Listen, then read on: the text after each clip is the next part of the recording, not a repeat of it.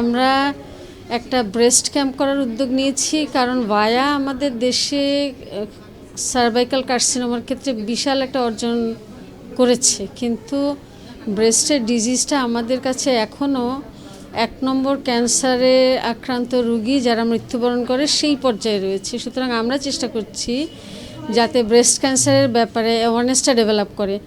আমরা target people হিসেবে চিন্তা করেছি যে ডাক্তার নিচে, তার অ্যাসিস্ট্যান্ট নার্সেস অ্যান্ড হাসপাতাল পার্সোনেল যারা রয়েছেন তারা যাতে এর টেরিটরিতে প্রথম আওতাভুক্ত হন, কারণ ওনারা যেহেতু হেলথ সেক্টরেই জড়িত, তাই ওনাদের মাধ্যমে সোশ্যাল অ্যাওয়ারনেসটা আরও সহজ হবে বা আরও দ্রুত হবে।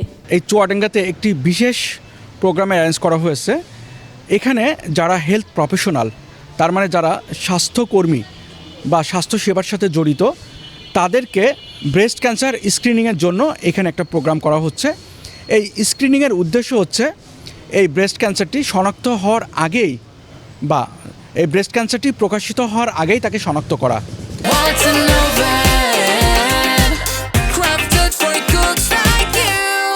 তাতে যেমন খুব প্রাথমিক পর্যায়ে আমরা ব্রেস্ট ক্যান্সারটাকে শনাক্ত করতে পারি, এবং এই প্রাথমিক পর্যায়ে শনাক্ত হলে এই রোগীগুলোকে আমরা সঠিক চিকিৎসা পদ্ধতি প্রদান করতে পারি এবং রোগীগুলো পুরোপুরি সুস্থ হয়ে যায়। আর্লি পর্যায়ে যদি ব্রেস্ট ক্যান্সার শনাক্ত করা যায় তাহলে কিন্তু এই ব্রেস্ট ক্যান্সার পুরোপুরি নিরাময়যোগ্য, বা বলা হয় যে 99 ভাগেরও বেশি রোগী কিন্তু সুস্থ হয়ে যায়।